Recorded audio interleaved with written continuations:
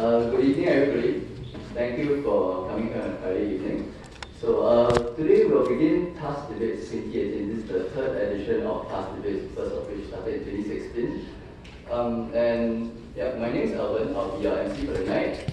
I am the Vice President of the Architecture Society of NUS.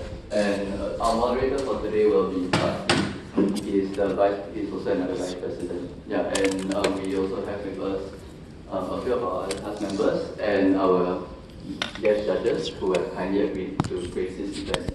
So the guest judges will be deciding on the best speaker for the debates, but the final outcome of the debates will be decided through voting by you guys. So after debates, when you guys need to take your vote, you'll vote on another board that we have prepared before you get food. Yeah. Okay. So first I'll like to introduce Professor Richard Ho. Professor Richard Ho graduated from the NUS School of Architecture in 1982 and worked for William Lim and Carey Hill, both eminent Singapore architects, from 1982 to 1985, before venturing to Europe, where he worked for 6 years in Austria and Italy, the last 2 years in Milan with Aldo Rossi. So for those of you who are not in the know, Aldo Rossi is a very, very big time eminent architect. That is not the case, and nobody knows about Rossi. I mean, for those who are not architecturally trained, Anyway, okay. He returned to Singapore in November 1991 and set up his own firm, Richard Ho Architects. So he was awarded President's Design Awards in 2013 as the Designer of the Year, which is the highest and most prestigious award conferred to the state by to a design professional. And for the past 27 years, Professor Richard's practice has won a number of international and local architecture awards.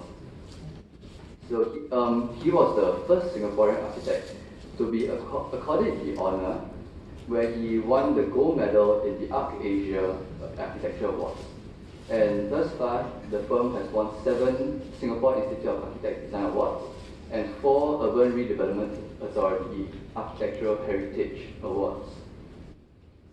So, and most recently, he served as a member on the Conservation Design Advisory Panel of the Urban Redevelopment Authority.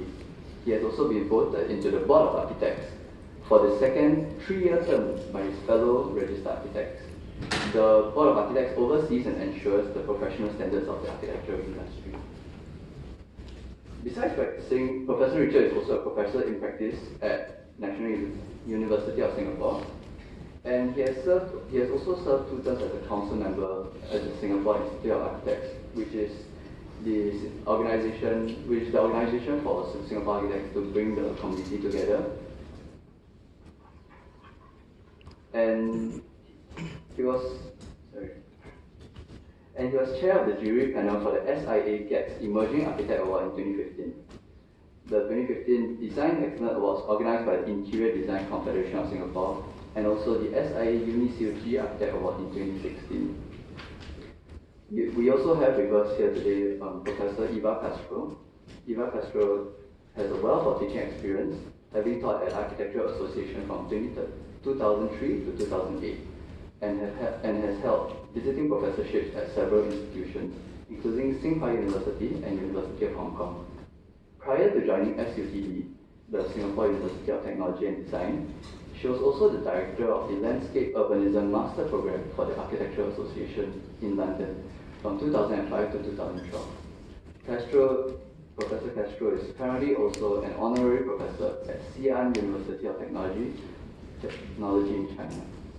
Besides her academic achievements, Professor Castro is an accomplished architect who has many accolades under her belt. She is the founding partner of Ground Lab, an international practice of landscape urbanism in London, and a co-founding principal of Plasma Studio, a progressive architecture and design practice with offices in London, Beijing, and northern Italy. Her work has also been widely published and exhibited. Finally, we have Mr. Jonathan Christian Chin. Jonathan has always had a keen interest in exploring what architecture can be beyond the brick and mortar. He completed his Master of Architecture in 2017 at the National University of Singapore and was awarded the ADAS Medal and Prize in Architectural Design for the best student, achieving the highest average mark for design modules for the degree of Bachelor of Arts in Architecture, and was also awarded the Lee Kiplin Medal and Prize for the best graduation dissertation in the history and theory of architecture. He also received the Edward de Silva Award for dissertation and design thesis. Most recently, his interest in resilient architecture led him to serve as moderator for Framing Resilience in Asia competition and symposium in 2017. He was the 36th president of the Architecture Society in 2016. During his term, Jonathan pushed for interaction amongst architecture students in Singapore by organizing the first TAS Inter-varsity Debates between NUS and SUTD. He currently works in DP Architects under the mentorship of Mr. Xia Chi Huang. So tonight's event, tonight we have with us again the members of SUTD competing with NUS. Please join me in welcoming the SUTD team and the audience members from SUTD.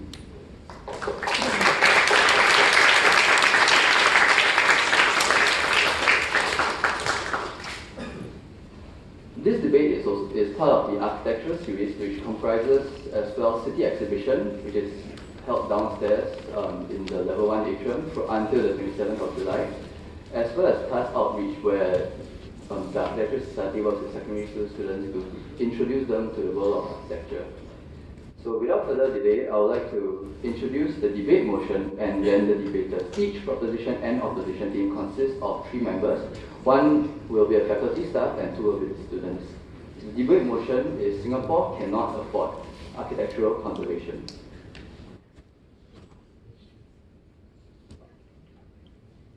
So the recent en bloc sale of the 4-decade-old Pearl Bank apartments represents another instance of an iconic piece of Singapore's architectural history being earmarked for demolition. The impetus behind such an en bloc sale has been predominantly economical, driven by rising maintenance costs borne by the collective homeowners. However, proponents for conservation decry the loss of heritage, arguing for the preservation of architectural history that will benefit the larger community. In today's neoliberal economy, the conservation of architectural history is the conservation of architectural history worth the opportunity cost of foregoing new, more economically beneficial designs? Can Singapore, a country that has arguably reaped the economic benefits of tabula rasa urban development in the past, afford architectural conservation today? For the proposition, coming from SUTD, we have Dr. Joshua Kumaro, Assistant Professor in Architecture and Sustainable Design, SUTD. He was raised in Chicago, USA, and studied literature, linguistics, and creative writing at Amherst College, before joining the Master of Architecture and Master of Landscape Architecture programs at Harvard University Graduate School of Design. In 2009, he completed a PhD in Cultural Geography at University of California, Los Angeles, writing on the subject of haunted landscapes and urban memory in Singapore. He has published writing about architecture, urbanism, and politics with an Asian focus. His articles have been published in Public Culture, Cultural Geographies, Journal of Architectural Education, and other journals. Next, we have Lim Kian Chong. His fascination with the world at large will see him embarking on his final year of architectural education at SUTD this coming semester. Dipping his toe into the world of architecture has set forth many questions which have been challenging and intriguing. Kian Chong likes to journey on untrodden paths in the hopes that it will shed some light on the many spheres that he has yet to encounter. In the same vein, he likes to debate about things he knows little about to gain further insight into them. Finally, from the SUTD team, we have Joe Pei Zhang. Pei Zhang is a third-year architecture student at SUTD. He enjoys meeting new people and having conversations to have an uplifting experience. He is dedicated, outgoing, and is also a team player.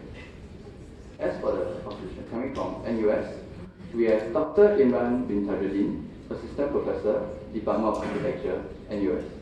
He researches architecture encounters in Singapore and Southeast Asia across the longer period, in their intersections with colonial practices, modern interventions, and colonial and nationalist representational tropes in heritage representation.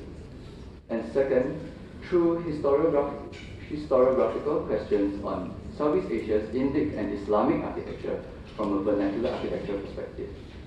He was the main consultant for the documentation of Singapore's historical multi-ethnic Muslim cemetery at Jalan Kubor in 2014, and was named Most Promising New Civil Society Advocate in 2015 for his active work on urban heritage criticism.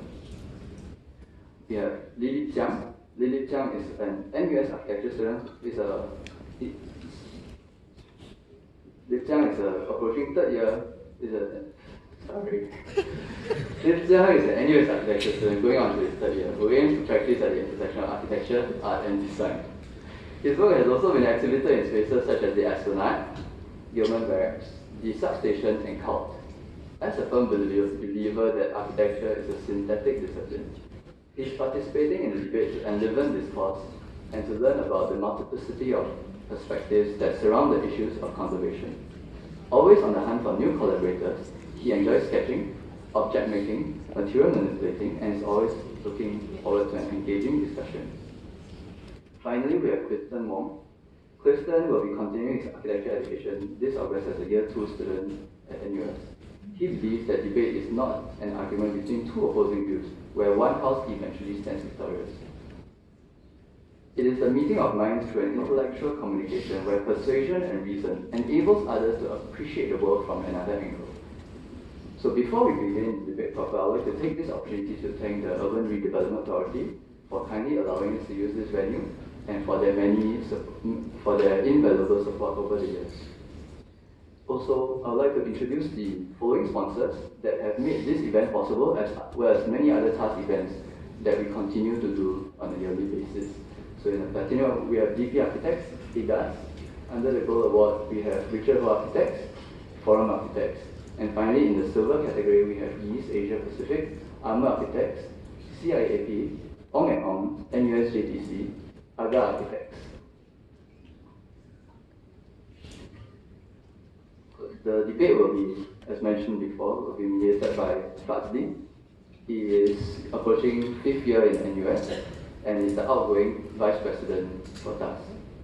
He will explain how the debate flows for this year's debate. SUTD, please.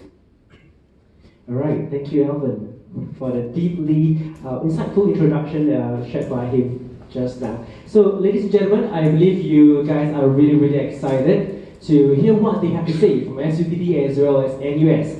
From SUTD and NUS, all right, do hear the instructions carefully and do adhere to them. Yeah. So before we begin, just to let you know, all mobile devices, please turn them to switch them off or turn them to silent mode so as to prevent any unnecessary distraction.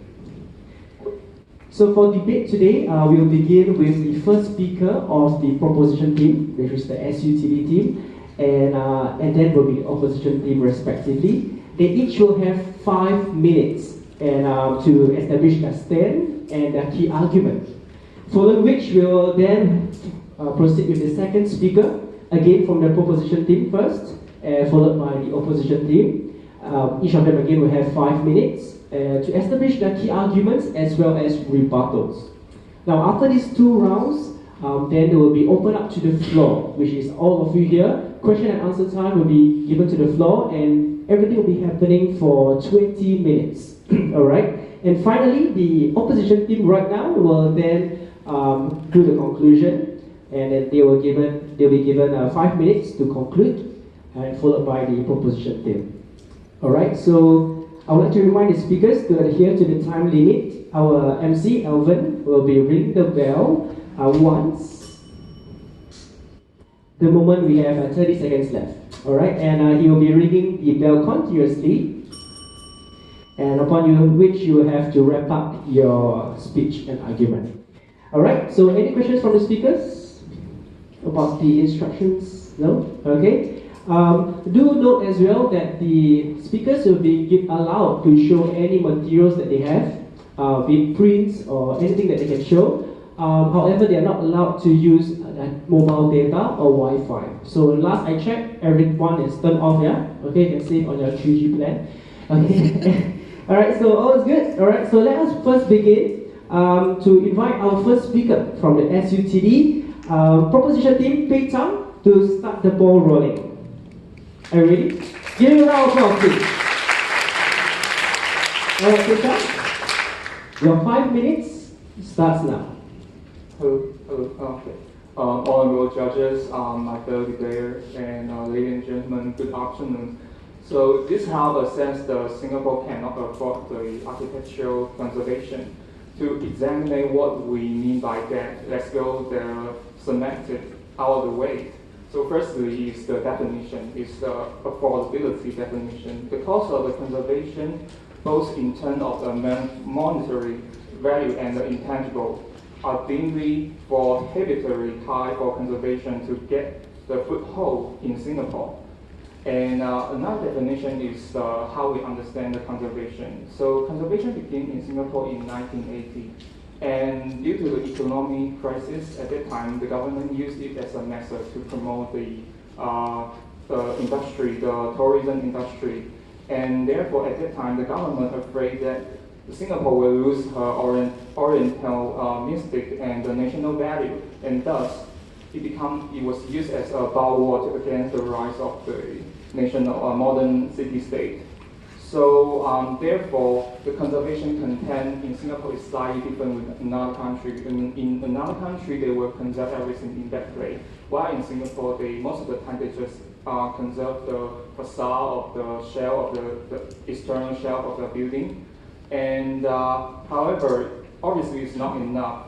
And to remaining the facade of the building is not enough. And therefore, we have to inject some function into that the building we maintain. And all this modern function really allow one to recreate the social cultural environment of the past. And at that point, most of them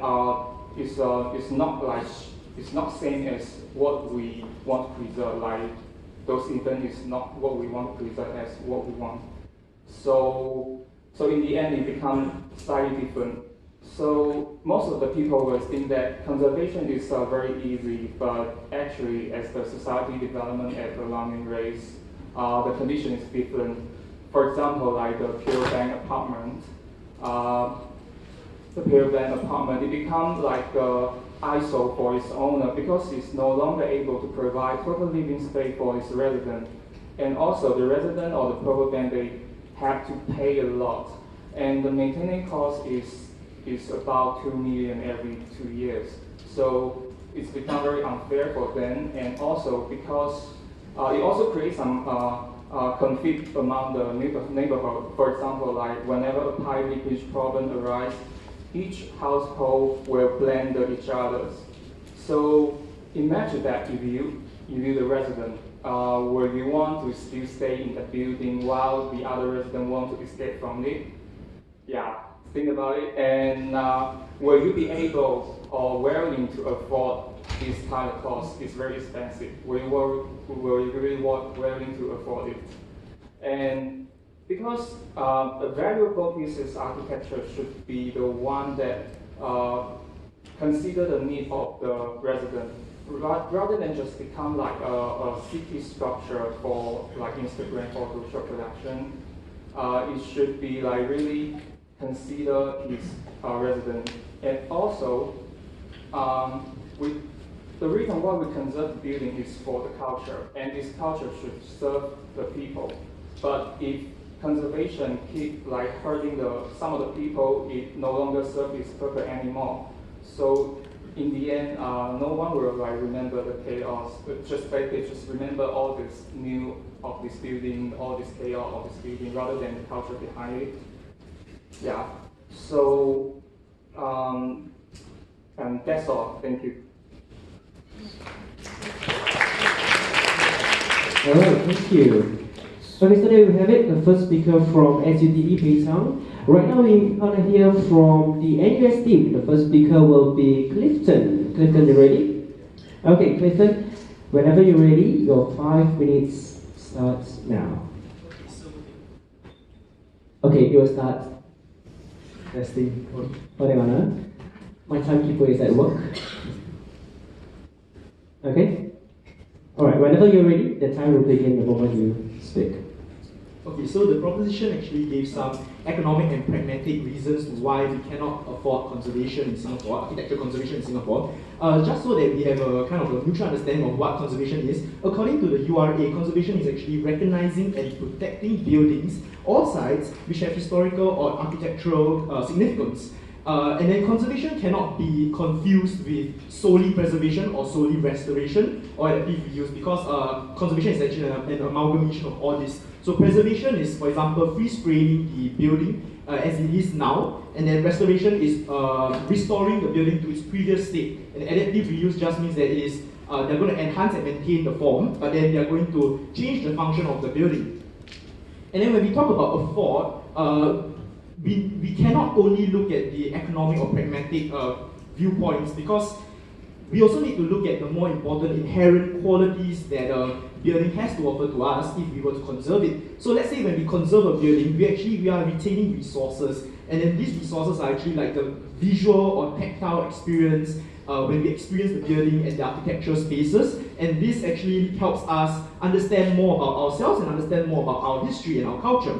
So, of course, ideally, in an ideal world, we want to conserve everything, but realistically, we cannot apply conservation to the entire landscape. So we actually have a scientific selective process coupled together with a social negotiation process, which is the public opinion, and to find out and to evaluate whether or not a building should be conserved. So I would like to quote Aulos Reiger's values of conservation for this selective scientific process. First, Reiger actually states age, historical significance, and commemorative intent, and sums it up as a memory worth. And memory is important because memory constructs heritage, it constructs identity and culture.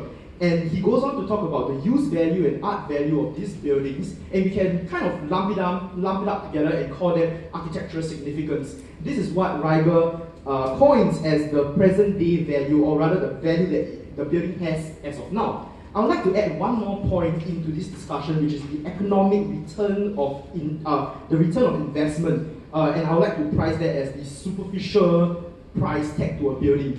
And then I hope that throughout this debate, we do not entangle these three terms together, because they are different. Worth, value, and price is actually different, fundamentally different, and we cannot afford to forego worth of a building, the inherent worth of a building, just because there's a small or no price tag to the building itself. And to further elaborate on my point on worth, I will have to quote Aldo Rossi from The Architecture of the City. There's something in the nature of urban artifacts that renders them very similar, and not only metaphorically, to a work of art. They are material constructions, but notwithstanding the material, something different. Although they are conditioned, they also condition. This goes to show that when we build and we give meaning to the city also construes meaning back for us. And so material condition reflects a kind of social condition that we have. And destroying all these buildings would raise anxiety in the society, because we're not only destroying something physical there, we are destroying our memory, as what Reiger says, we are destroying our heritage, our history, our identity. And to give an example, it would